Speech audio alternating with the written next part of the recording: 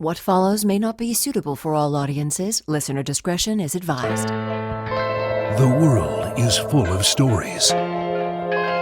Stories of mysteries, of curiosities, of oddities. Join Kat and Jethro Gilligan-Toth for the strange, the bizarre, the unexpected, as they lift the lid and cautiously peer inside the Box of Oddities.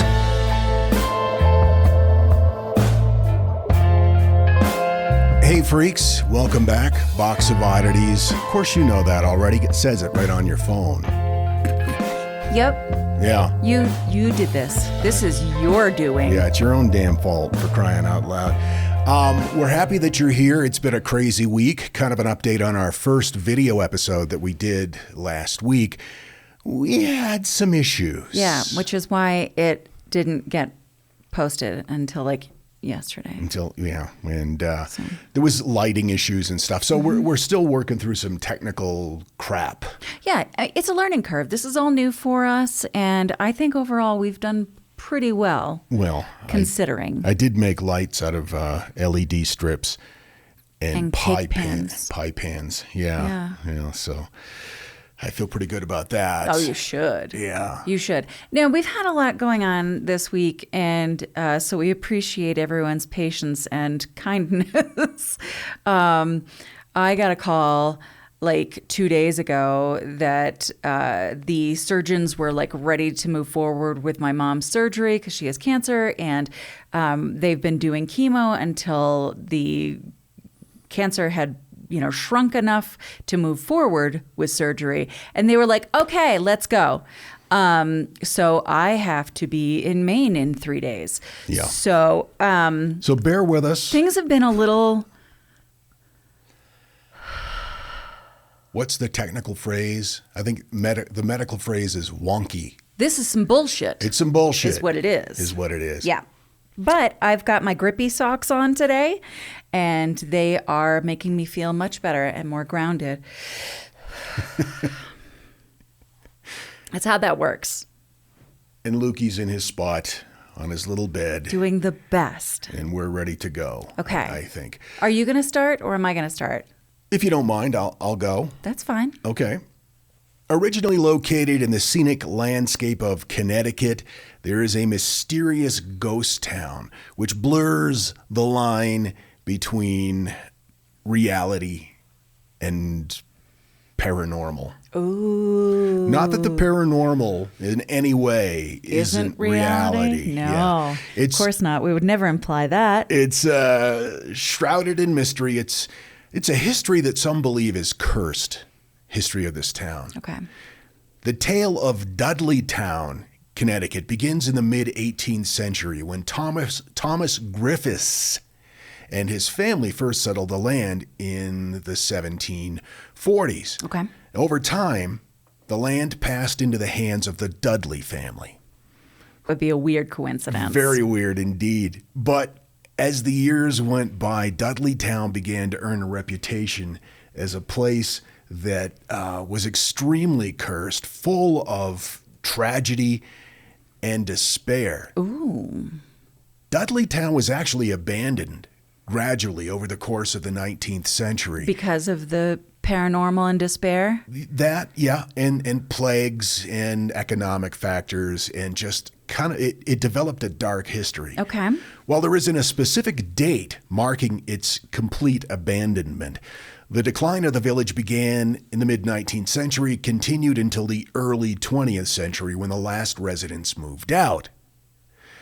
Now, by this time, Dudleytown had already become a place that had a reputation of tragedy and despair, and it just faded into obscurity. Okay. But it's still there. Today, the village of Dudleytown, or what's left of it, is a study in desolation.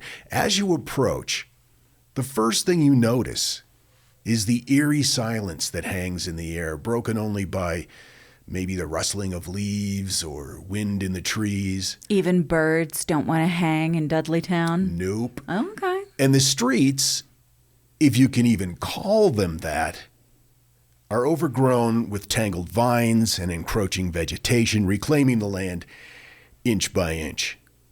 The once grand houses that lined the streets now stand like hollow shells, and their windows shattered, doors hanging off their hinges.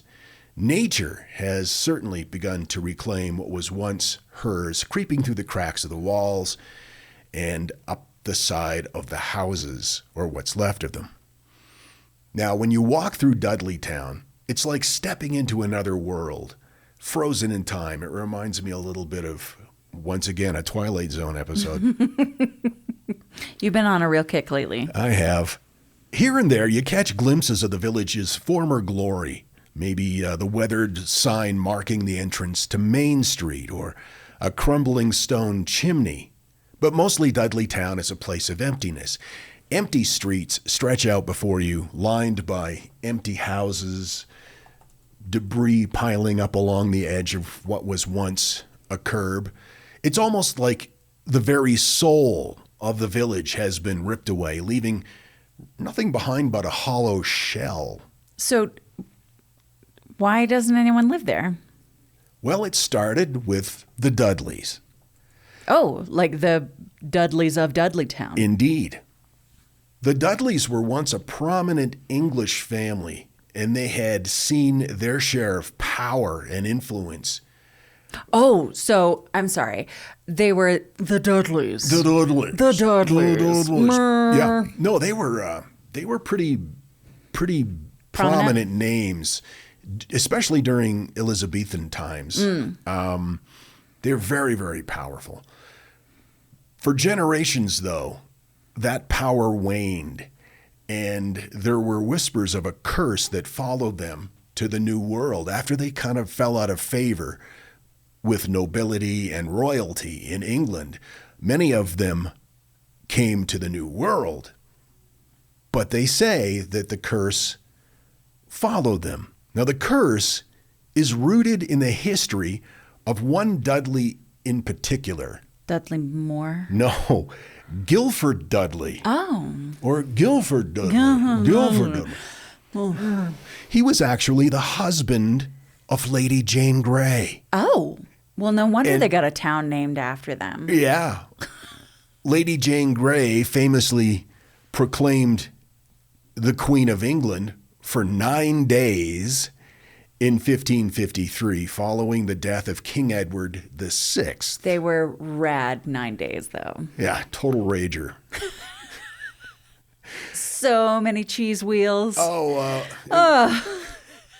Because that was what a party was Sure. back in that day. It was cheese wheels and plenty of mead for everyone. so much meat. Actually, were they past meat at that point? I don't think you're ever past mead. Fair enough. Guilford Dudley was executed along with Lady Jane Grey after her brief reign was overturned by supporters of Mary I, who ascended to the throne as Queen Mary I. Guilford Dudley's execution took place on February 12, 1554, at the Tower of London. That's where the stories of the curses on the family began. Okay. Legend weaves a sinister tale around the Dudley family, casting them as the architects of their own downfall. Descendants of early settlers, the Dudleys are said to have wielded power that bordered on the supernatural. Whispers in the surrounding towns spoke of clandestine meetings held under the cover of darkness, where the family allegedly delved into the forbidden arts. Allegedly. Some accounts even claim that the Dudleys made a pact with malevolent entities, trying to regain the power that they had lost, or their family had lost. Sure. They traded their souls for earthly riches and power beyond mortal comprehension. It's whispered that these dark dealings unleashed a curse upon Dudleytown, a curse that seeped into the land and tainted the soil and cursed the generations to come. Taint. Skeptics, they scoff at the tale, of course, dismissing them as nothing more than fanciful folklore. Yet the stories persist, whispered from one generation to the next. The specter of Dudleytown's curse extends beyond those whispers of witchcraft and deals with the devil, reaching back to the tragic displacement of the land's original inhabitants, the Native American tribes who once called the woods their home. Long before the arrival of the European settlers, these tribes thrived in harmony with nature, and they had a connection to the earth. It was the very fabric of their existence. Right.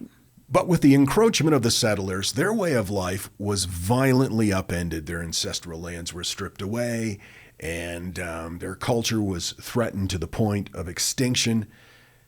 It's said that these tribes were forcibly removed from their homes. Of course. In their despair, they called upon the spirits of their ancestors, invoking ancient curses to avenge the desecration of their sacred lands. So the story is that the Dudleys of Dudleytown have been cursed in many ways. Yes. It's all Tower of London-y and Native American-y. There's Native American-y stuff, too. They rebelled against the invaders. They lashed out. The curse, of course, they say brought storms and disease. And No, that was just the Europeans. Okay, yeah. I guess you could tie it back to both. Regardless, Dudleytown began to develop a reputation of a cursed town. In fact, they began calling it the Village of the Damned. Oh. They still call it the Village of the Damned, of the damned. Tales passed down through generations speak of strange phenomena, whispered voices in the night, shadows that dance in the moonlight, and the presence that lingers in the air like a silent weeping. And as Dudleytown lies abandoned and overgrown, the spirits of displaced tribes are said to watch over the stolen land, waiting patiently for the day when justice will be served and the curse will be lifted. Okay. But perhaps the most compelling evidence of Dudleytown's curse lies in the stories of those who dared to venture into its abandoned streets. Visitors report feeling an overwhelming sense of dread as soon as they set foot in what's left of this village. I think abandoned streets will do that to you. Some claim to have seen ghostly apparitions wandering amongst the ruins. Others speak of strange noises echoing through the trees, especially near the forest at the edge of the village. Well, actually, the forest is taking over the village. Okay, so there's something in the trees in the forest making noise. More than that. More than squirrels. I mean, I wasn't implying it was squirrels. Everything for you is squirrels. It might be squirrel related. Yeah. Squirrel adjacent. They call this forest the Suicide Forest. Oh. It casts a long, dark shadow over the already ominous landscape of Dudleytown. It's said that Dudleytown has become a magnet for those who are plagued by darkness. Oh. Lost souls who sought refuge within its abandoned streets only to find themselves ensnared by the curse that lay dormant within. The stories are varied as they are haunting.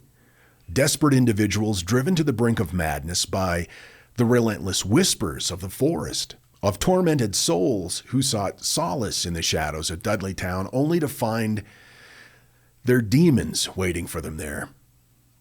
Some say the curse itself is to blame, twisting the minds of those who dared to venture too close, driving them to the edge of sanity, and sadly, in some cases, beyond. But perhaps the most chilling aspect of Dudleytown's association with suicide lies in the sheer number of lives claimed. Though exact figures are difficult to ascertain, local lore speaks of a dark legacy, a legacy stained by the blood of those who succumbed to the siren song of the Suicide Forest, whether by their own hand or by some unseen force that lurks within the shadows. The victims of Dudleytown's curse are said to number in the dozens.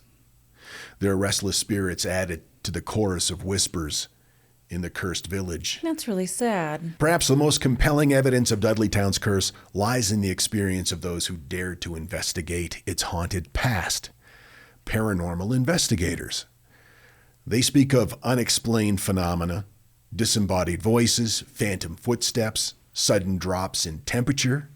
Some claim to have captured photographic evidence of otherworldly lurkings in the shadows.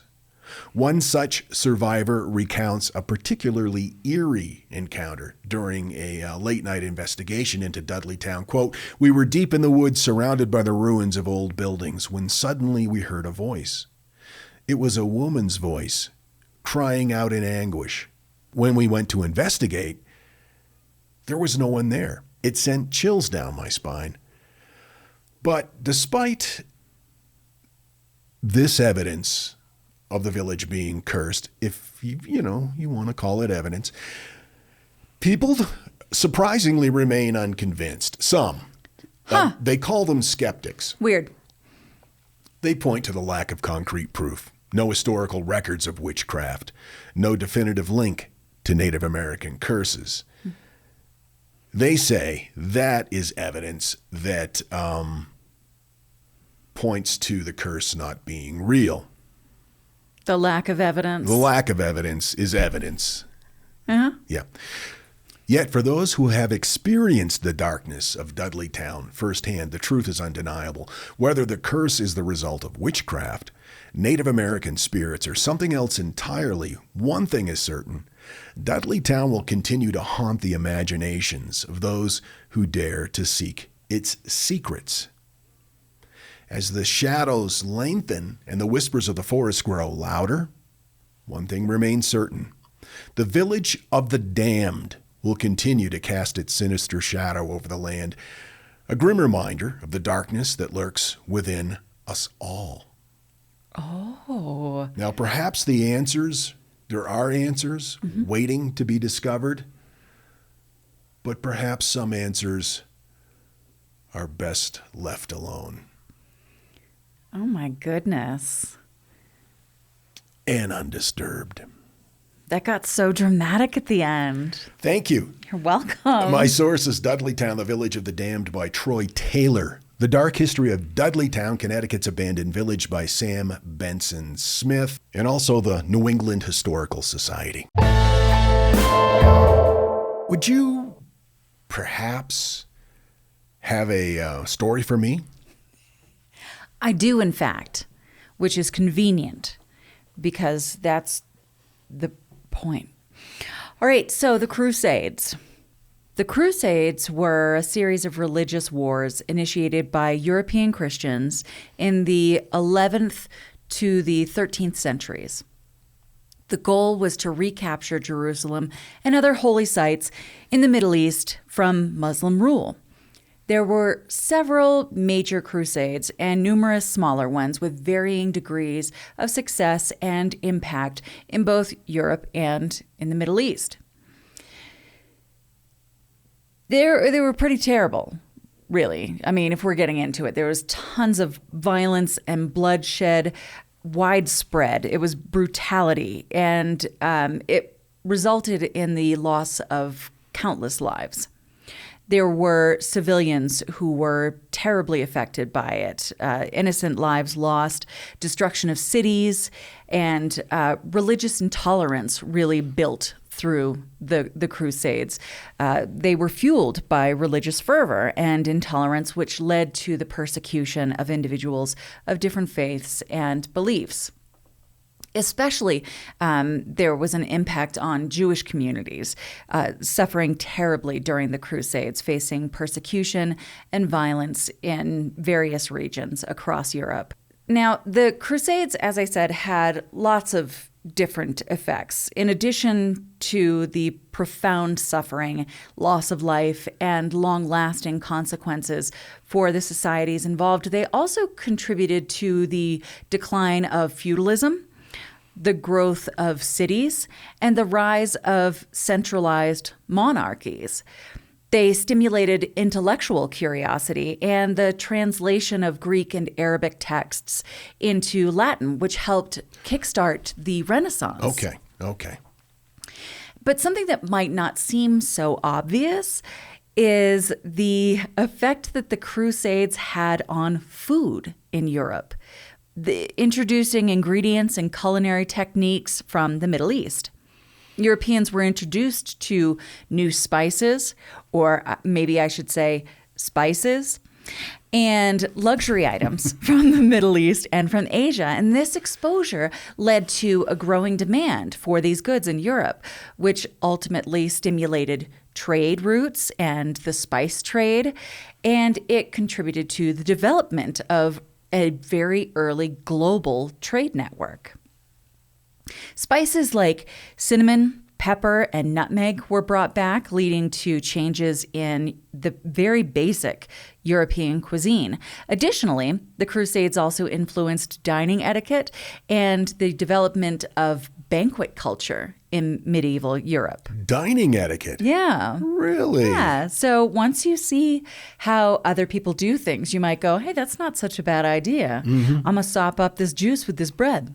The fork, though. The fork was of the devil. Right. We still hate the fork. Yeah.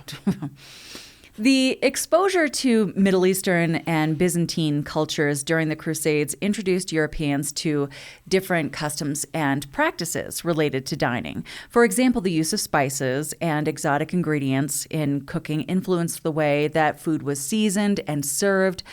And additionally, the encounters with the different cultures led to how Europeans interacted with food, how it was served, how people came to the table, such as introducing dining customs like table settings and social rituals surrounding foods. That's fascinating. Again, you experience a different culture and you go, you know what, I kind of like that. Maybe we should try that. Wasn't it tablecloths that originally they were designed as just one giant napkin? It was a giant napkin. So yeah, people would be sitting around a banquet table, and they got spaghetti sauce in their beard and stuff, or whatever they're eating. Maybe Probably not spaghetti sauce. Pieces of mutton and potato, Right? and they would just grab the tablecloth and wipe their mouth on it. Yeah. Yeah. Who needed an individual napkin?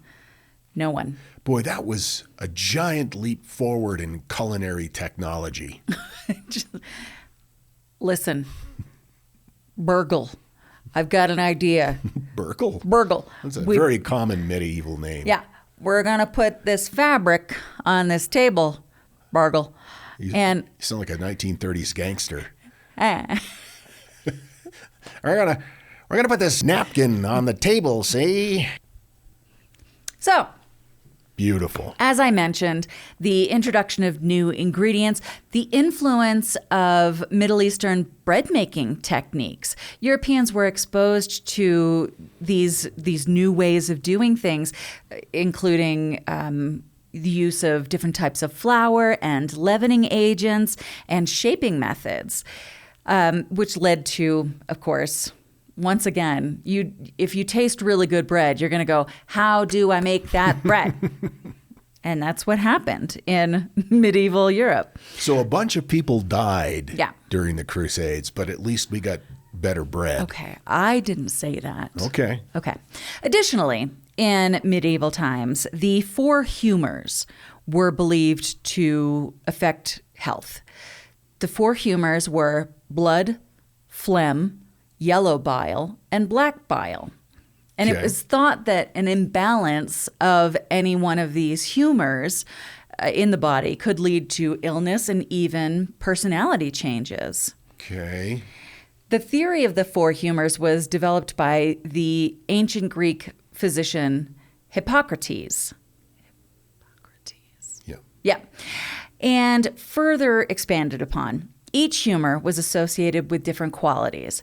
Blood was warmth and wetness. Phlegm was cold and wetness. Are you not liking this discussion of No, I love blood and phlegm? Discussing blood and phlegm, especially if we can combine the two. Yeah. You know, like you've got a really bad sinus infection. Ew. And you've got blood in your phlegm. Stop. And then you mix it into your bread. Okay, we're getting back to bile. Now, Okay. yellow bile, Thank God. yellow bile was associated with warmth and dryness, and black bile was associated with cold and dryness. And this theory influenced medical practices and beliefs in Europe for centuries.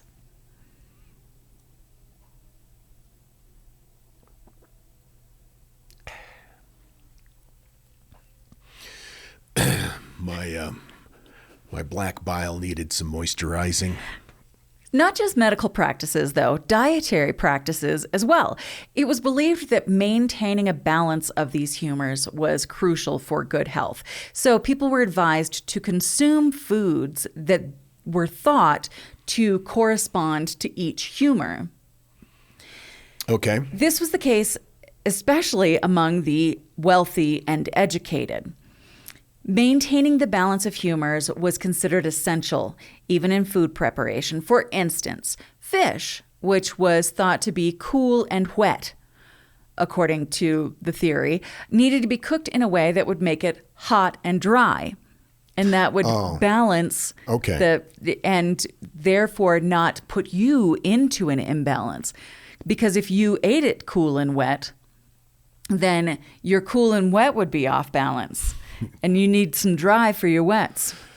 Sure. So this might involve cooking methods that added heat and dryness, like grilling or roasting. That's why fish most often was grilled or roasted, because that added hot and dry to the cool and wet fish. Right? Or dried and salted. We're getting to that. Okay. Using spices or seasonings was also a good idea if they provided warming properties. And this is specifically for foods that were considered cool in the humors. Following these guidelines, cooks aimed to ensure that the final dish wouldn't upset the humoral balance when consumed, thus promoting good health and well-being according to the prevailing medical beliefs at the time. Another example, to balance an excess of black bile, cool and dry, one might be recommended to eat foods considered warm and moist. It's believed that this would help balance the humors. Some foods classified as warm and moist might include poultry, certain fruits like figs and dates, nuts and walnuts, almonds, as well as certain spices like ginger and cinnamon. And these foods were thought to be beneficial for those who needed to counterbalance an excess of cold and dry humors in their bodies. This is some real wizard shit.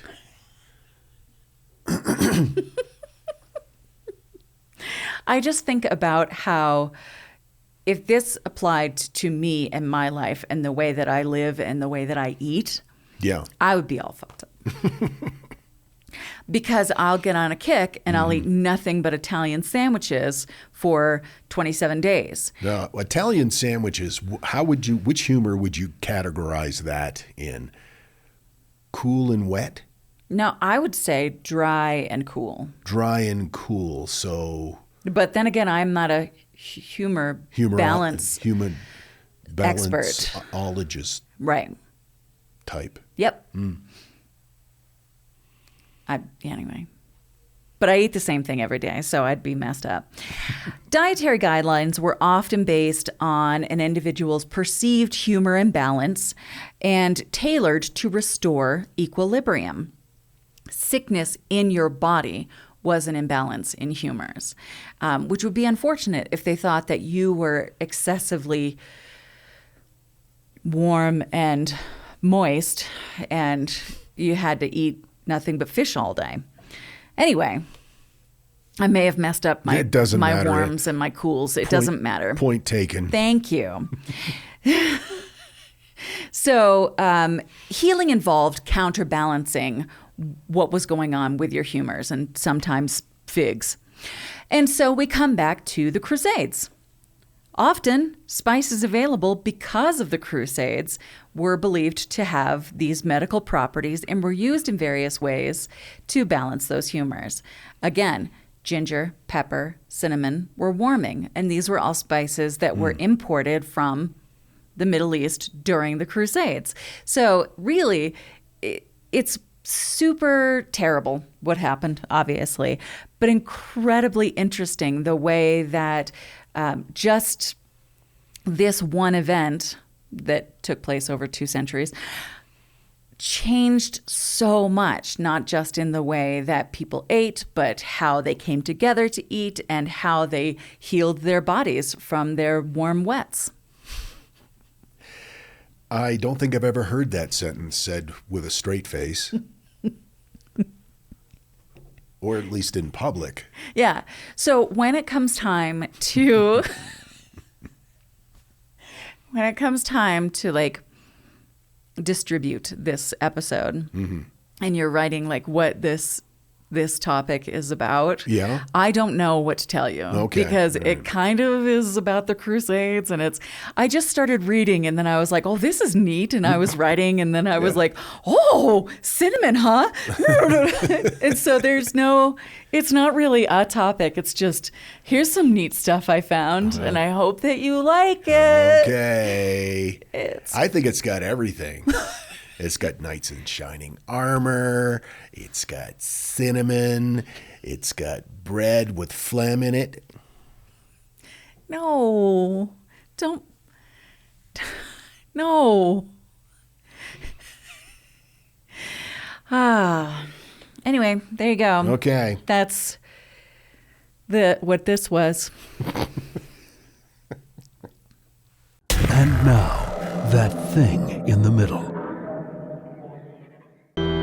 Recently, a woman in Krakow, Poland, had quite a fright. While walking outside her house, she saw what looked like a very strange, threatening, bizarre animal clinging to her lilac tree. According to the BBC, she did the right thing by calling animal welfare and saying she thought there was an iguana in her lilac tree. Well, the officers showed up at the scene, and they were very quickly able to nab this mystery creature, which turned out to be not an iguana, but a freshly baked croissant. Apparently, a neighbor had thrown it out the window to feed the birds, and it became stuck in the woman's lilac tree. So anyway, bile. Yeah, bile. That's some good dipping sauce. Stop! Don't be gross. All right, this story, I'm going to issue a content warning. It's not very descriptive. Okay. It's not graphic, but it does involve the murder of an innocent person. Okay. All right. Just the subject matter is upsetting. Yeah. Okay, got it. In the heart of Washington, D.C., during the cold early hours of a 1978 morning, a peacefulness was shattered by a crime that would develop a tale of miscarried justice. The story spanned over 3 decades. The victim was a taxi driver who was well known and well liked in the neighborhood of in D.C. He was friendly, and he was always ready to help pick somebody up anytime. You know, even if he wasn't working, he would go and get them. But that fateful night, his life was brutally taken, leaving the community in shock and the authorities scrambling for some kind of answers. Maybe just a lead or two. As the investigation unfolded, the pressure to solve the case mounted. At this time, 1978, crime was skyrocketing in major metropolitan areas, Right. especially in Washington, D.C. So there was a public outcry for justice. This guy was well liked, and police figured they needed to solve this and solve it in a hurry. Enter a young man named Santae Tribble. He was a 17-year-old. Dreams that stretched far beyond the confines of his neighborhood. Tribble found himself trapped in the investigation, a convenient suspect in a case that demanded resolution. People wanted this crime solved. They loved this guy, the cab driver. Right. And you don't love the idea of someone just being out there who has murdered someone. No. The prosecution's case hinged on a single piece of evidence, hair. Well, actually, several pieces of evidence, but they were all hairs that were found near the crime scene, which the FBI's forensic experts claimed matched Tribble's. Now, the courtroom was tense as the expert testified. He confidently asserted that the microscopic analysis of the hair led to a conclusive match to, quote, the exclusion of all others. That seems like some bullshit. This statement, delivered with the total weight of the FBI's authority behind it, left little room for doubt in the jury's mind, despite the absence of any other physical evidence linking Tribble to the crime. In fact... Right, and if this guy's a cab driver, he's interacting with different people all the time. Mm-hmm. It's not like he was a hermit and some Tribble's hair was nearby. Okay, well then that's suspicious. Yeah. In this case, different people all the time. Constantly. Shedding their hair everywhere. Everywhere. On my staircase that I have to sweep daily. Yeah. Tribble had alibi witnesses. They testified that Tribble was elsewhere at the time of the murder, but those testimonies were overshadowed by the seemingly irrefutable forensic evidence. Isn't he wasn't there pretty irrefutable? Yeah, well, one would think. But again, they wanted to get this thing buttoned up. Sure. So he was convicted in 1980, and Tribble's sentence was a staggering 20 to 70 years. 20 to 70 years. It's a big span. It's a wide berth. Behind bars, Tribble endured the passage of time. A victim of the era's faith in forensic science, this faith was yet to be challenged, though, by the precision of DNA testing. As Tribble served year after year, the world outside underwent transformations in technology, in society, and crucially, forensic science. The advent of DNA testing revolutionized the field and offered a level of precision and reliability that the previous methods, like looking at hairs in a microscope, lacked. This advancement eventually cast a new light on Tribble's case. In 2012, 28 years after being sentenced, a re-examination of the evidence driven by advancements in DNA technology and the efforts of the Innocence Project brought a startling revelation. The hair, which was, of course, the linchpin of the prosecution's case against Tribble, was subjected to DNA testing. The results were unequivocal.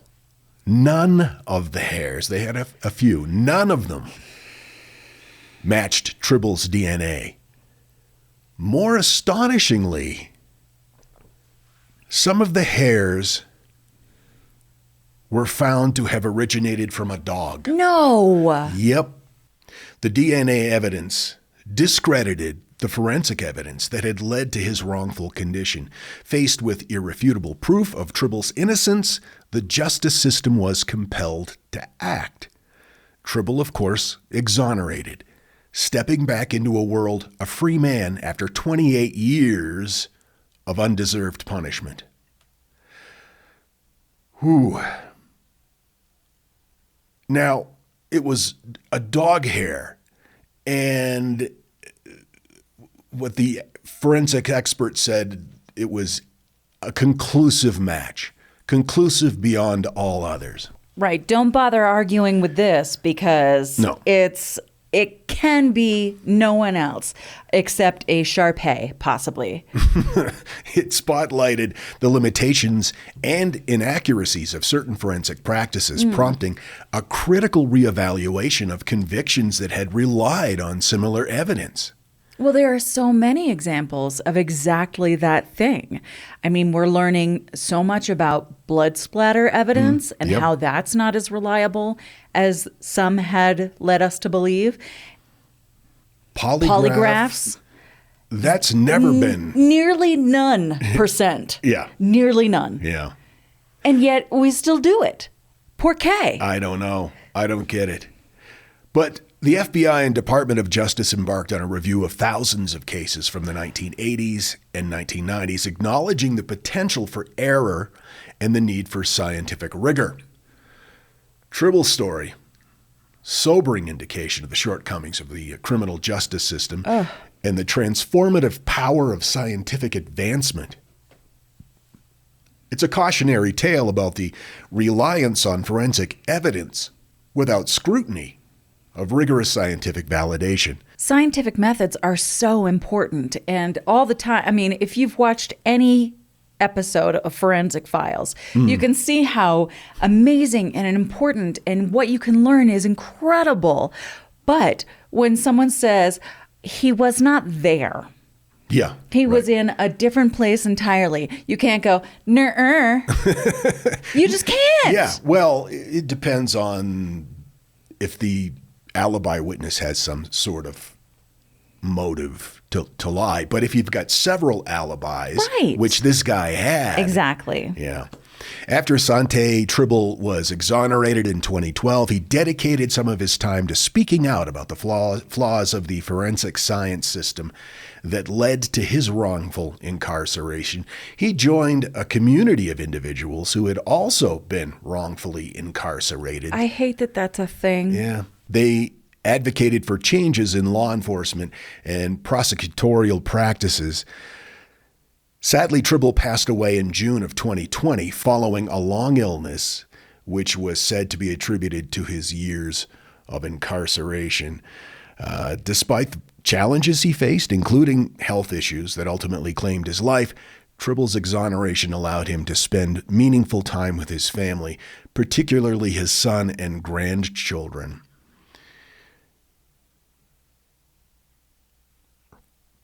His story, including the impact of his wrongful conviction and the subsequent years that he served, was a motivation for the FBI to end its hair analysis program and, of course, review past similar cases.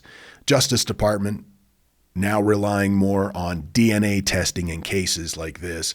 Santae Tribble's story, symbolic of both the failures and the potential for redemption within the justice system, continues to inspire a collective striving toward a future where such miscarriages of justice are, if not totally eradicated, at least extremely rare. Yeah.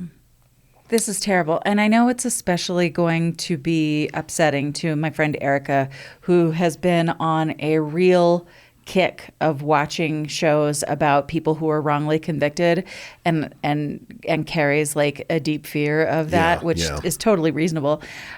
Especially when you have people so anxious to close a case that they close their eyes to the truth. That's well said. Oh, thank you. It's surprising considering I'm on my second gin. My source information came from the innocenceproject.org, which, by the way, you can make a donation online on their website. Mental Floss and The Independent.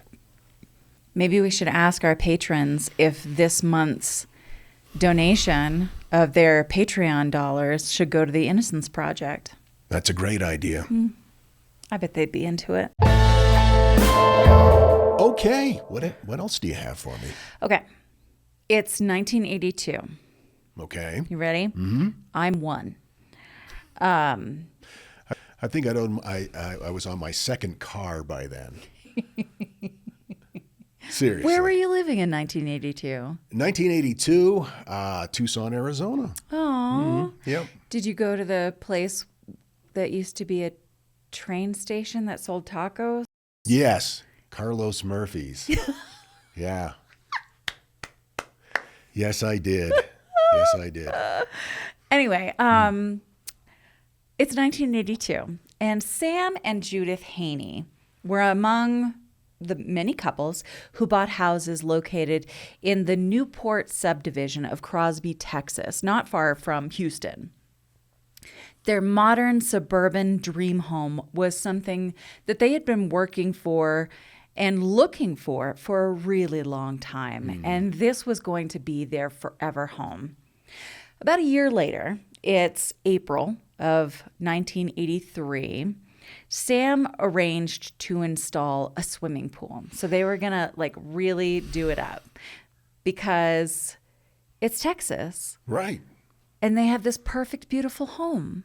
This is like one of those modern subdivisions? That's right. Okay. It's brand new. They're the first people to live there. It's magical. Okay. Right? Okay. Going to put this sparkling swimming pool in the back. It's going to be amazing. So he's working on this swimming pool, and a man named L.D. Wrestler, who was a longtime resident in the area, popped by. And he said there was an unsettling secret in the Haney's backyard. Oh, my.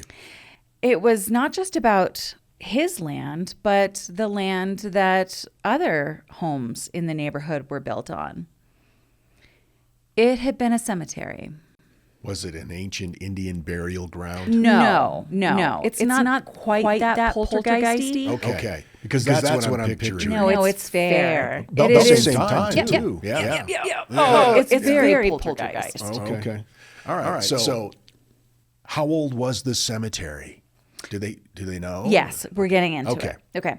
So the man disclosed that he suspected that human remains lay buried on this land. In fact, precisely where the Haneys were putting their pool. The unexpected revelation floored the Haneys, and they took this very seriously. So as Sam began to investigate and dig in the spot where Wrestler had pointed out, it did not take long before he uncovered two skeletons exactly where the elderly man had indicated. Oh, no. There were two pine boxes, each showing the shape of a skeletal figure, and two skeletons inside. Sam promptly contacted the sheriff and the county coroner, and they carried out an official excavation. I'm sure that the pool guy could have done it too, but I think this is a better way to go about it. Yeah. While most of the bones had disintegrated into powder at this point, there were 25 fragments that were recovered. Some were so fragile that as they were pulled out of the grave, they were crumbling. Among the exposed skeletons' delicate fingers were two wedding rings, revealing the identities of Charlie and Betty Thomas. Oh, my God. Yeah. The Haneys were pointed in the direction of longtime resident Jasper Norton. And they reached out to him, and Norton disclosed that he had dug numerous graves in that neighborhood during his teenage years. Okay. So this would have been early 20th century? That's correct. Okay. This residence and several others had been constructed up top an African-American cemetery known as Black Hope. Oh, my God. Black Hope Cemetery, located in the town of Webster near Houston, was a burial ground for African-Americans, including many former enslaved people. The cemetery is said to have been established in the 1800s, and the land served as a burial ground for the African-American community in that area until about the 1930s. Oh, my God. Wow. But because of the people that it served, it was not officially registered with Harris County. And the cemetery gradually faded into obscurity and was forgotten over time. The land was eventually purchased and was slated to become a subdivision built by the Purcell Company. Unbeknownst to the Hayes and the other buyers, this was not the first indication that this might be the case. Okay. While building the Haney's home, Al Summerlin, the field superintendent for Purcell, was notified by an anonymous individual about the presence of at least one human grave on the property. Upon inspecting the supposed grave site, Summerlin noted a small fence surrounding it, along with a stick bearing a cross. Well, that's a pretty good indicator. It's a pretty good indication. Yeah. He stated that he was uncertain about the contents of the grave, later stating he, quote, didn't know whether a dog was buried there or anything. So he instructed the tractor operator to remove everything. Subsequently, the debris was cleared away and disposed of. Okay, so there was not a thorough investigation. No. I get the feeling that it was I'd rather not have to deal with this. Let's just keep going. Yeah. Kind of situation. Though the Haneys were stricken with grief. They disturbed this couple's grave. Sam and Judith made the heartfelt decision to reinter them in their original resting place. So no pool. No pool. They were going to bury them back exactly where they had been laid to rest. Good for them. I mean, for the Haneys, not, Right. Yeah. I think there are many options. They could have said, okay, you're going to go into a different cemetery, or we're just going to, take these remains and put them elsewhere, whatever. Instead, they said, this is where you were put to rest. This is where you should stay. So they essentially said, we're just going to live with you. They decided that no pool. They were just going to live side by side with Charlie and Betty from now on. It was just as much their space. And when you think about the fact that, they were probably jazzed about putting this pool in. And instead they're like, nope, this is what we're doing. This is the right thing to do. Yeah. They still got a hot tub. That's true. Put it over in the corner. Sure. Yeah.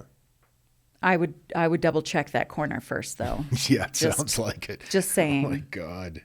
Some say, though, that reinterring this couple wasn't enough, and that the mistreatment of those buried in Black Hope before and after their death left them restless.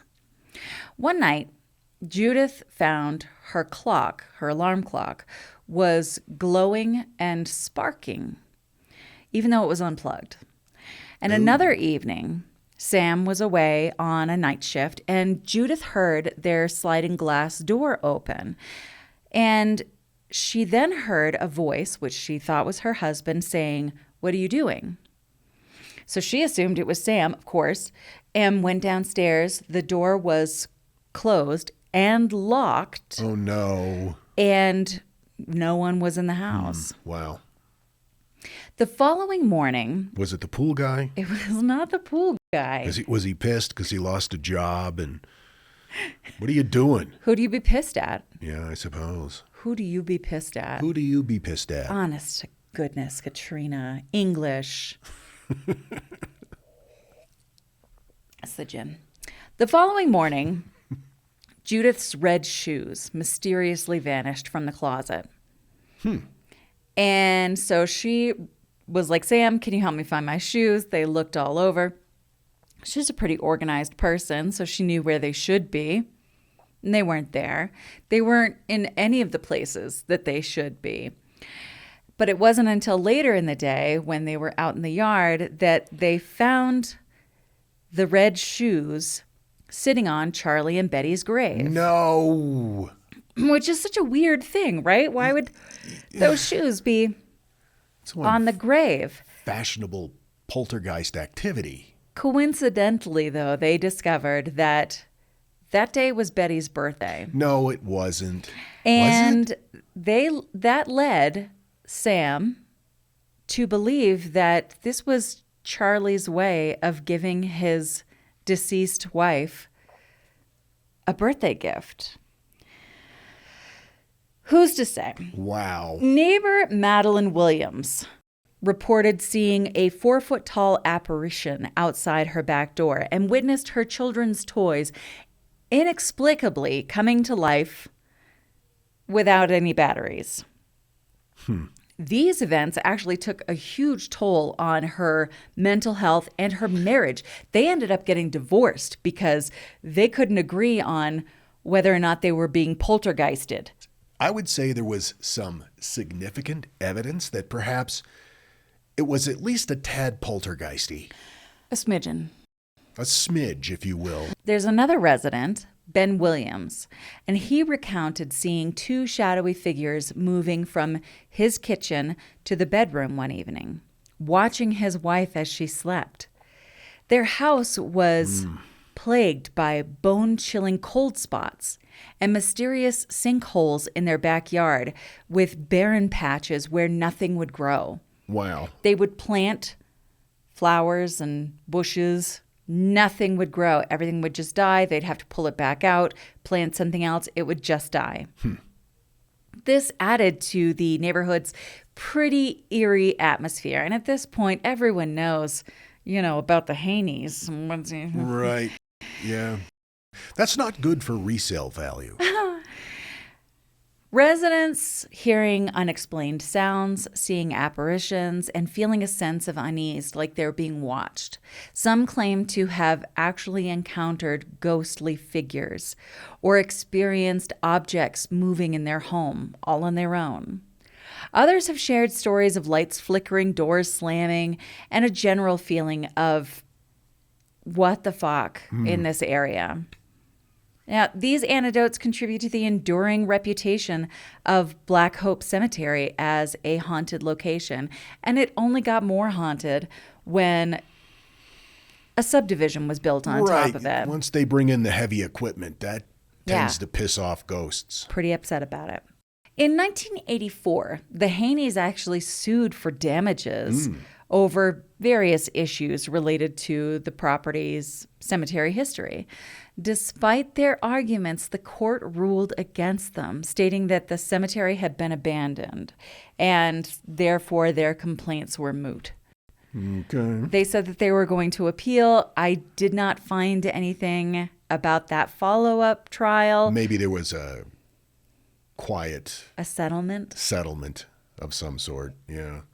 Maybe there was, but either way, I think they deserve some compensation. They can't even have a pool. No, not a big one anyway. No. I mean, you could investigate maybe like one of those L-shaped. An L-shaped one, just kind pools. of like around the known burial site. Yeah. Well, that's a possibility. I don't know. And then do you put flowers out there?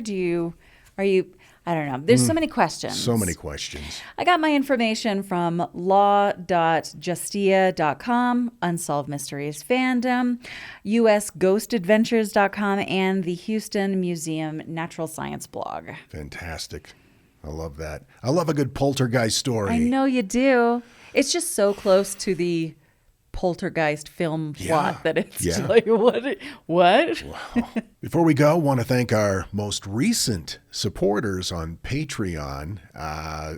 They're members now of the Order of Freaks. Tamara, Darren, Deborah, and Caitlin. If you would like to support the Box of Oddities, all the information is at our website, theboxofoddities.com, and we really, really, really do appreciate it. We might be able to upgrade to high-end cake pans. Maybe. With LED lights taped inside. Fingers crossed. We'll see you next time. Until then, keep flying that freak flag. And fly it proudly, you beautiful freak. And so, let it be known that the Box of Oddities belongs to you, and its fate is in your hands. Therefore, it's been requested by those to whom I report to beseech you for assistance. We ask but one thing of you, to provide a 5-star rating and a positive review. True, that is 2 things. However, 'tis merely a 5-star rating and a positive review. Also, subscribe to us.